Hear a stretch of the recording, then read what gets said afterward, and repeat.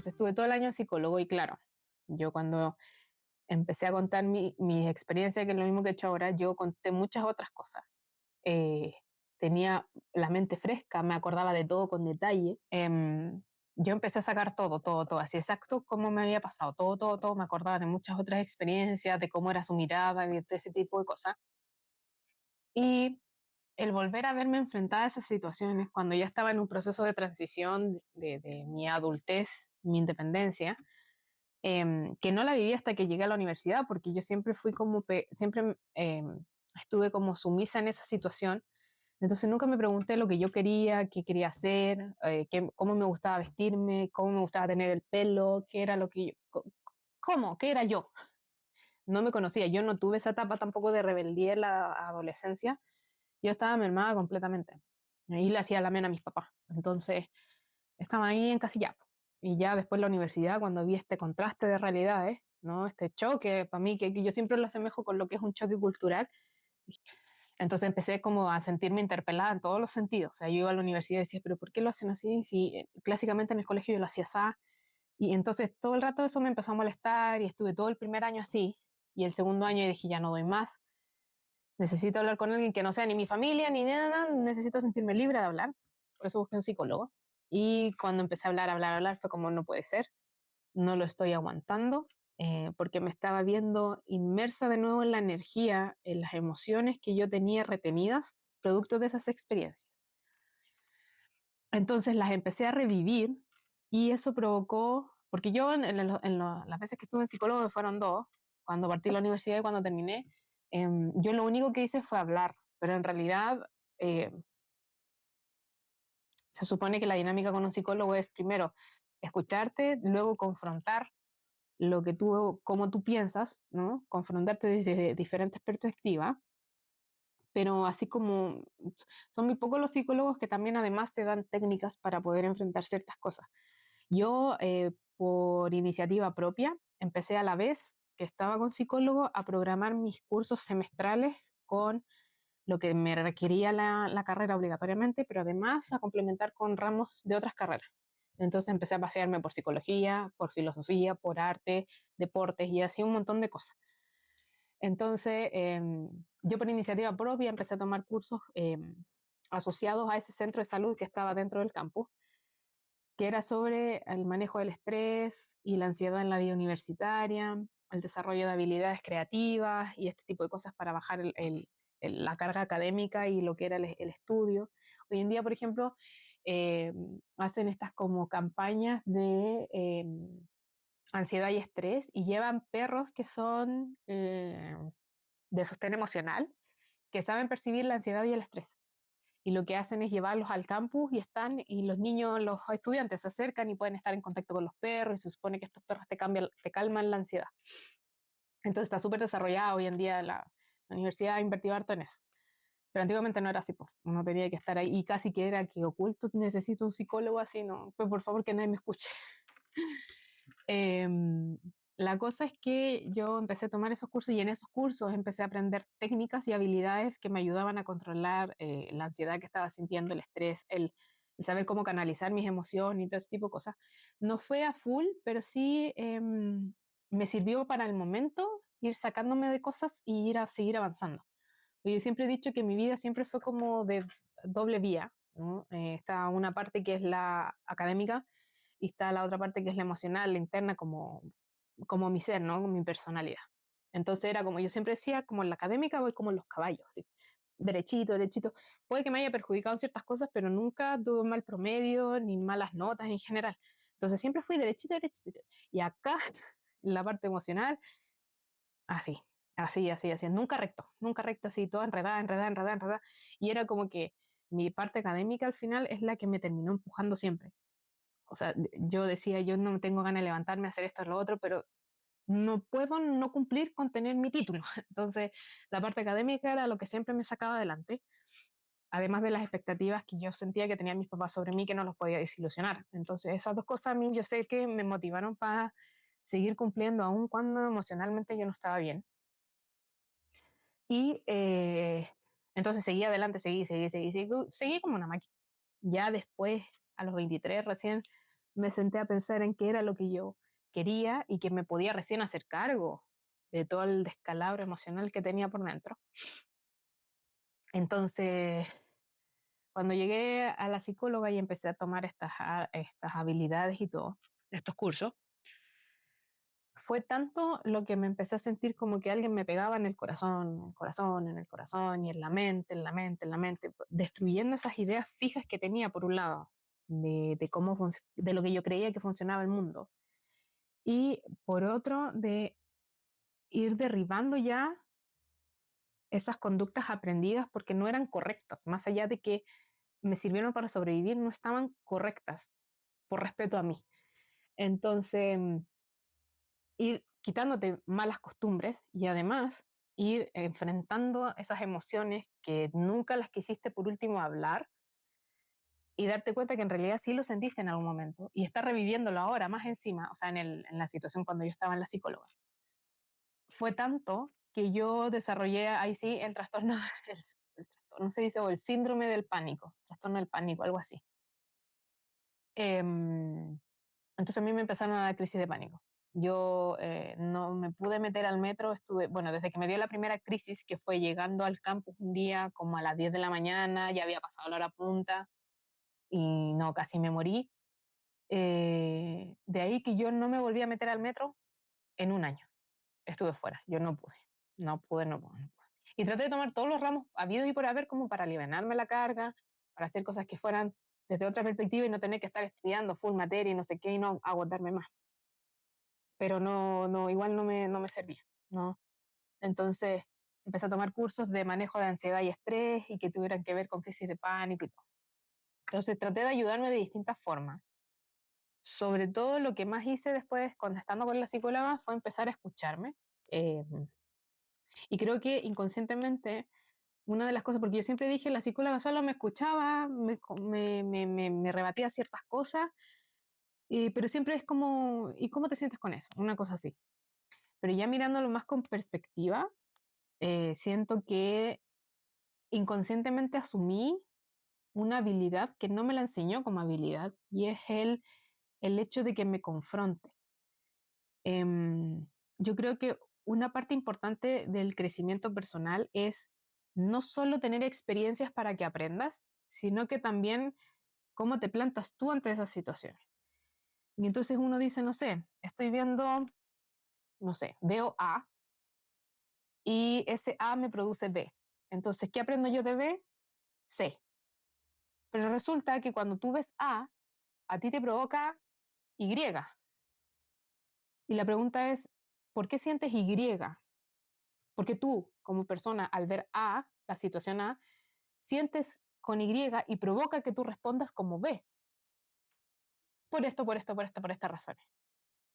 Y no, y habrá otra forma de responder a esa situación que puede generar el mismo resultado. Puedes responder como B igual, pero tu daño interno es menor porque porque sentiste como Z en vez de Y. No sé si me estoy entendiendo. Pero a lo que voy es que inconscientemente empecé a interpelar la forma en la que yo pensaba, la forma en la que yo veía que sucedían las cosas, o la forma en la que yo creía que tenía que ser correcto. Y me di cuenta de que mi forma de pensar era demasiado intransigente. Yo era una persona que decía que tenía asumido que si una persona no tomaba una postura de sí o de no frente a algo, era una persona a la que no se podía confiar porque estaba donde el sol la calentaba, o sea, donde le convenía. Y no siempre es así. Entonces, cuando me empecé a ver confrontada a esas cosas, y creo que aprender inconscientemente de las cosas que me decía la psicóloga, yo empecé a sentir curiosidad por querer como abrirme la mente y decir, por ejemplo, en cosas cotidianas, veía en clases ciertas cosas, cómo respondían ciertas personas, y yo decía, si yo, a mí me hubieran preguntado eso, yo hubiera respondido esto otro. Yo hubiera estado muy alejado de lo que en realidad el profesor estaba preguntando. Y me empecé a dar cuenta de esas cosas, y yo dije, ¿por qué piensan distinto? ¿Tienen otra vida, otra experiencia? Y me empecé a preguntar esas cosas. Entonces, cada vez que así pasaba algo, yo y andaba con la energía y la paciencia de poder confrontarme, porque yo, digamos, el hecho de estar en psicólogo significa, obviamente, te das cuenta de estas cosas y empiezas a salir del proceso y es lento, Pero la carga emocional, ese peso, esa como astilla que está ahí, que te pesa, que la arrastráis y que no la podéis soltar y que por más que lloráis y que por más que tratáis de hacer cosas para cambiar la situación, esa cosa no se te va, eso te termina cansando y te pasa la cuenta. Entonces uno empieza a caer en la desesperación porque claro, o sea, estás haciendo todo para poder mejorar, pero en realidad una parte de ti no quiere soltar a lo que estuviste acostumbrada por tanto tiempo, ¿no? O de alguna manera implica algo importante para ti, más allá de que sea bueno o malo. Entonces, de nuevo, tengan siempre presente que nosotros somos animales de conducta repetitiva. Entonces, somos de rutina. Entonces, cuando vayan a un psicólogo, lo que sea que quieran hacer para salir de una situación, recuerden que hasta el momento en el que se decidan a dar ese paso, ustedes tienen una edad determinada y han vivido hasta esa edad determinada, o sea, digamos, 15 años, 18 años, 20 años, 30 años, de la manera en la que han vivido, y de repente de la noche a la mañana querer hacer un cambio, o sea, quitarse 30 años de costumbre versus un mes de terapia en el que ya te diste cuenta que tenés que cambiar y tratar de obligar a tu cuerpo a que aprenda a vivir ahora con esta nueva forma después de tener 30 años de costumbres sagradas, ¿sí? Costumbres rutinarias que tú nunca moviste y luego acostumbrarlo a hacer lo otro, por más que uno sea consciente, el cuerpo no siempre se libera, ¿ya? El cuerpo lo hace más lento y la parte subconsciente de nosotros se demora aún más. Entonces, lo que más tienen que hacer es ser amables con ustedes cuando quieran vivir un proceso de transformación, cuando quieran pasar por el psicólogo, cuando quieran hacer lo que sea con tal de salir de la situación que los incomoda. Lo primero que tienen que hacer, por respeto a ustedes mismos y a sus experiencias, a su historia, es ser amables y respetuosos con ustedes, porque consciente o inconscientemente llevaron su vida por un sentido y no pueden pedirle que luego de que se acostumbró, que cambien 180 grados porque ahora esto es lo bueno, sí, pero hay costumbres aprendidas. Ese animal somos, ¿sí? Para que lo tengan presente.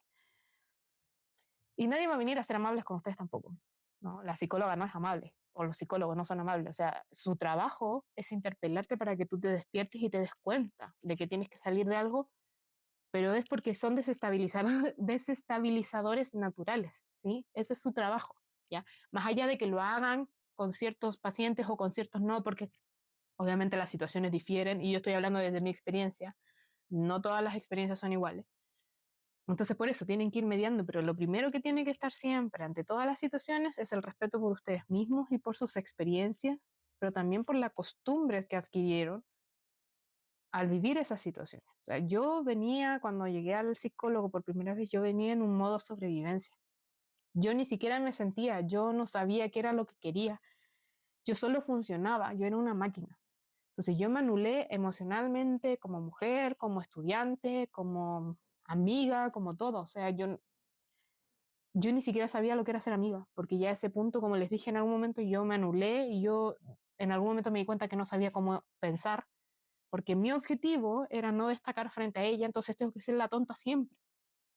Y eso genera costumbre. Y lo acostumbré por un año y ya de repente me di cuenta que en realidad se me estaba olvidando cómo era pensar. O sea, se me estaba olvidando mi identidad, mi independencia como persona, porque ella es parte de mi vida, pero no va a estar toda mi vida conmigo. Entonces, ¿por qué le tengo que dar ese privilegio de hacer conmigo lo que ella quiere? ¿Entienden?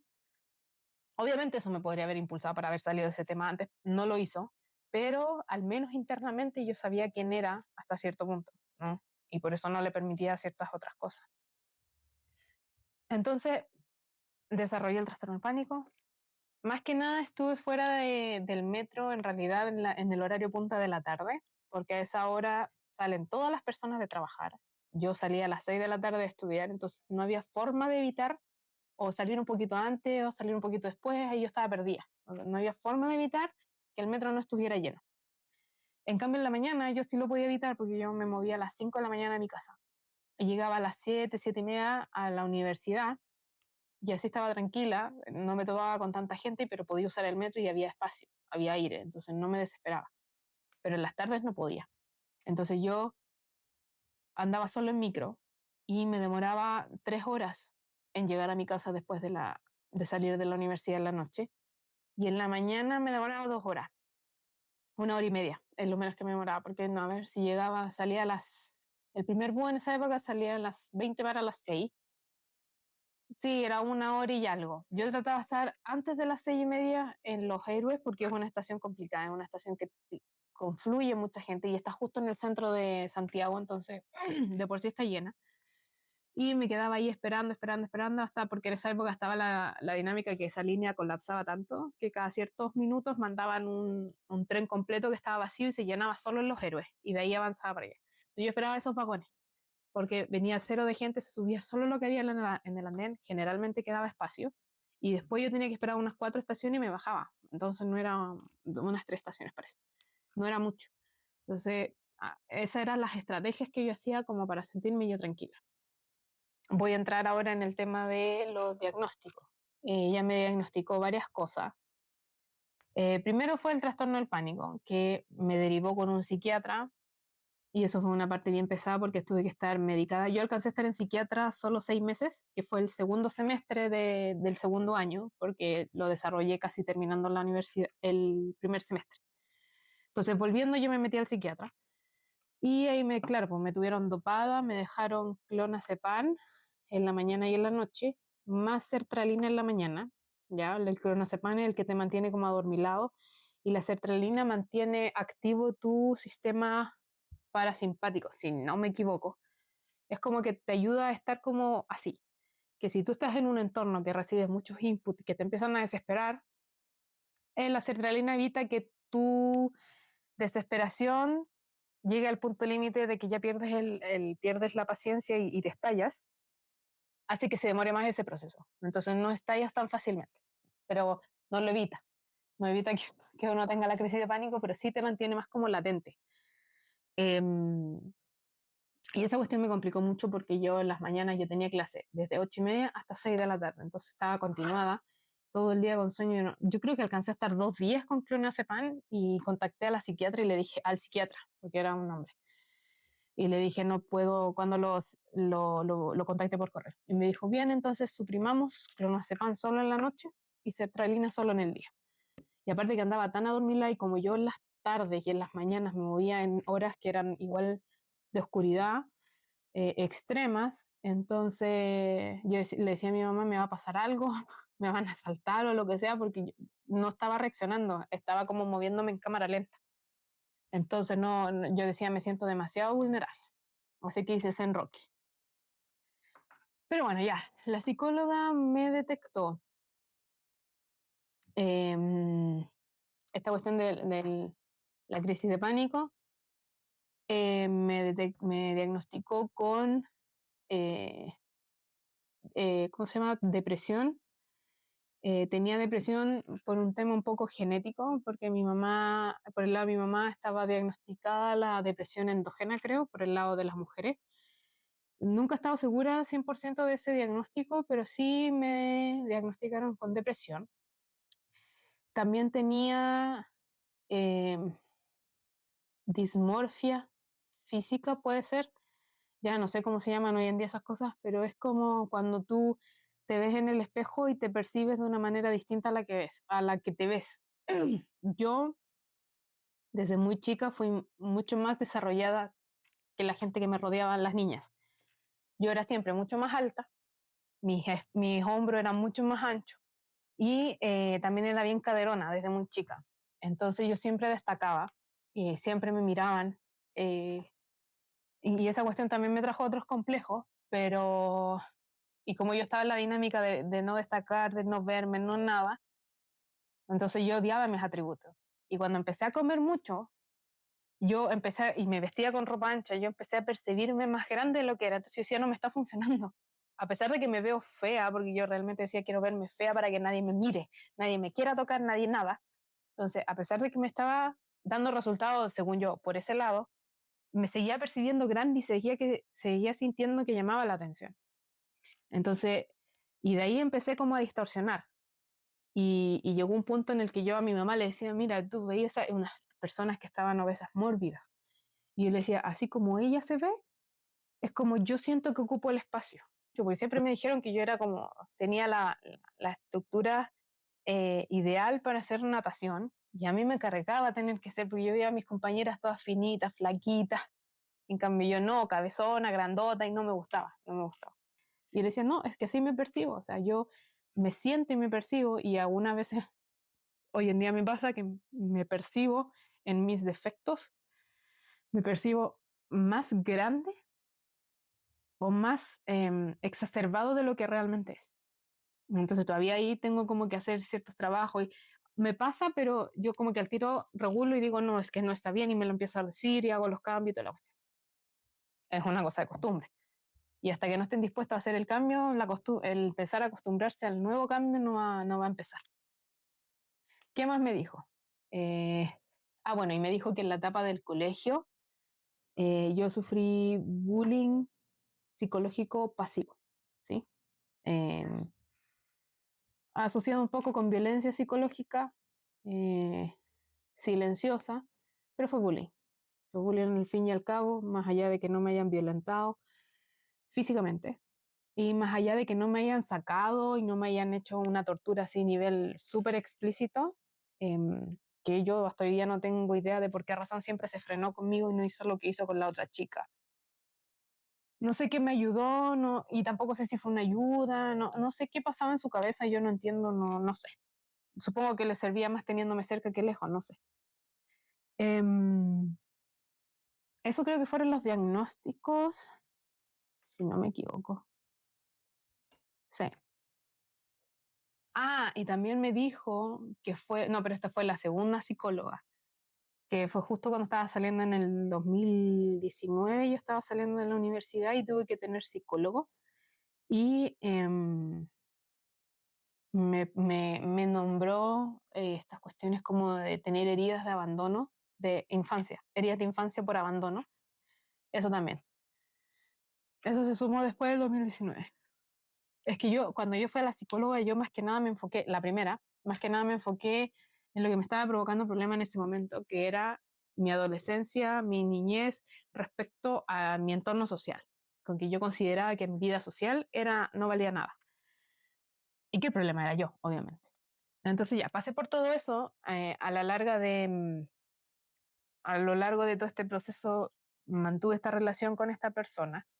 Estuvimos 4 años y medio juntos o en contacto, em, hasta que le empecé a pillar, o sea, obviamente pasa el tiempo y uno empieza a sentirse con el tiempo más seguro y empieza a sentir como esa estabilidad y dice, ya, pero demos el siguiente paso, demos el siguiente paso. Y siempre se retrocedía.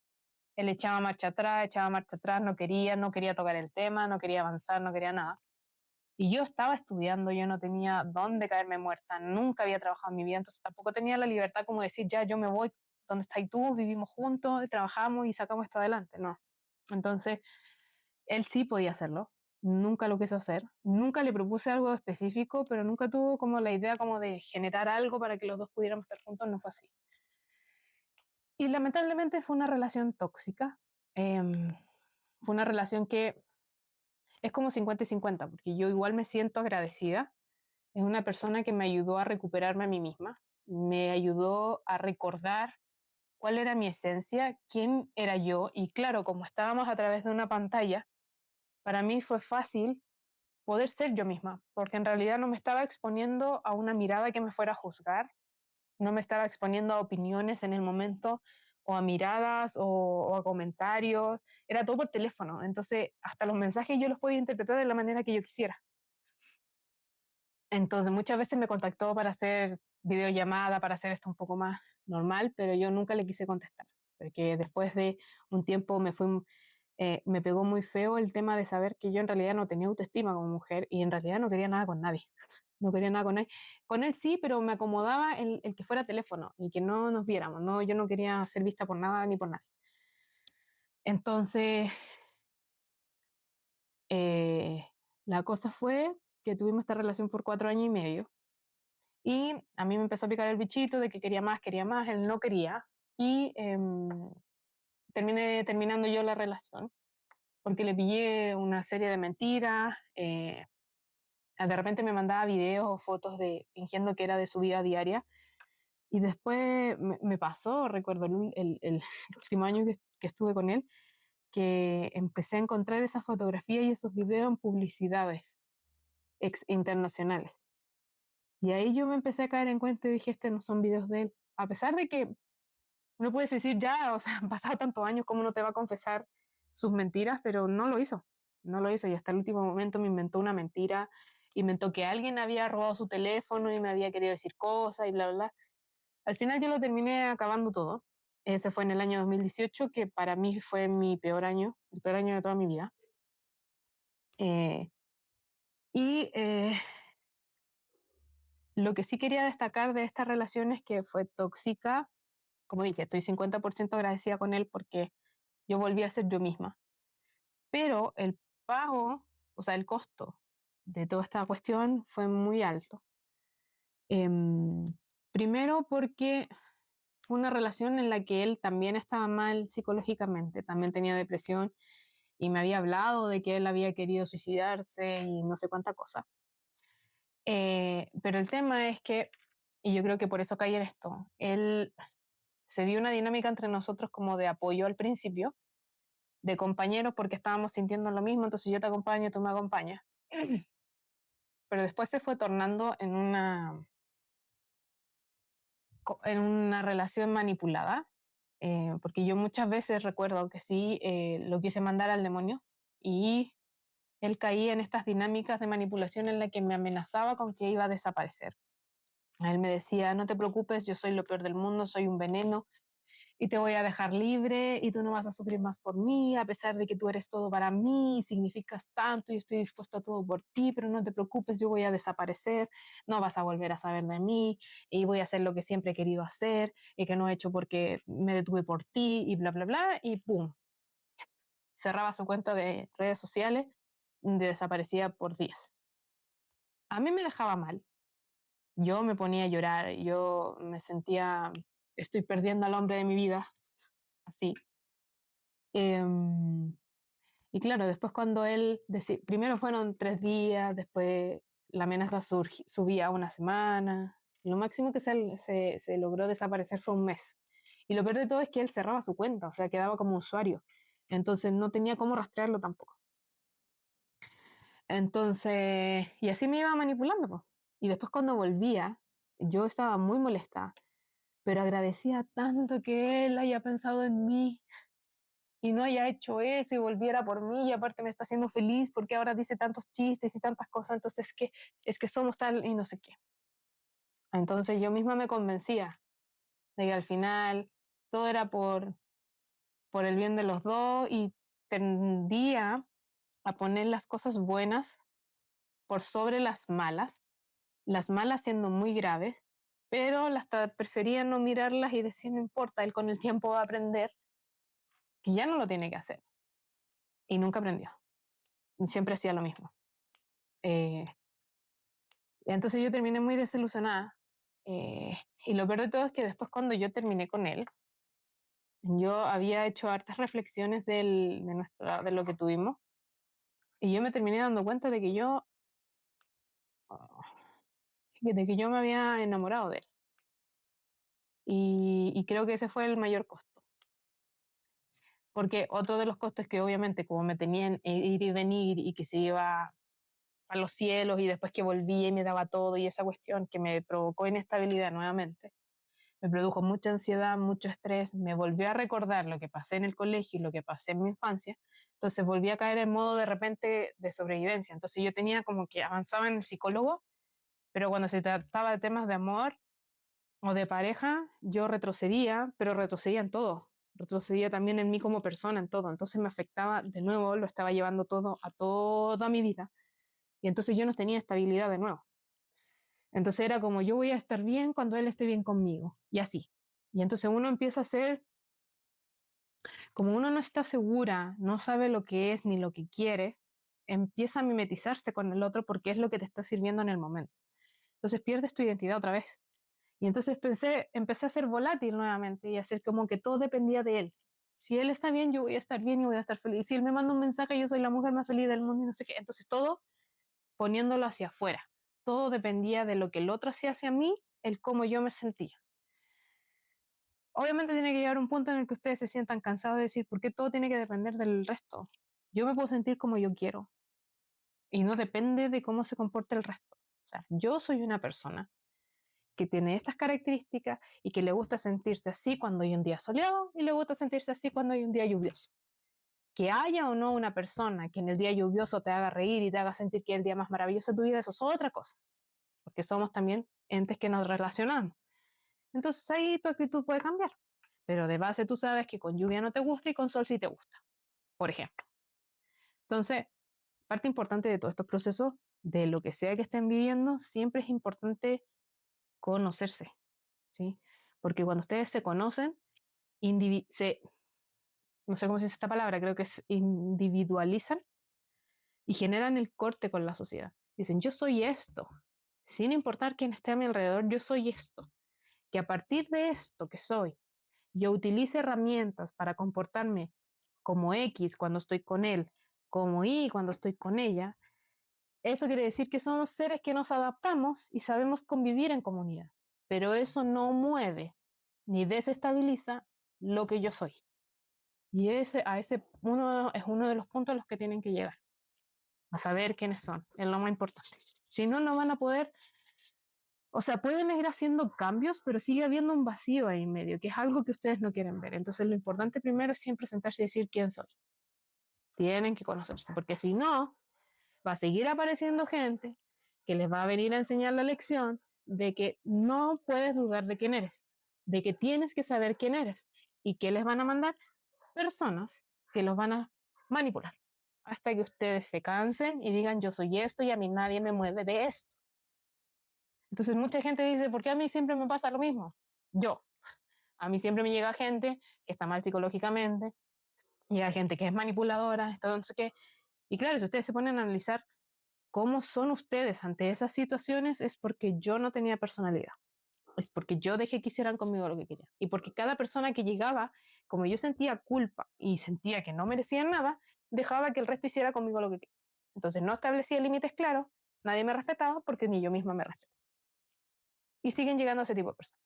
Lo que somos, somos lo que es lo que atraemos. Tengan siempre eso presente.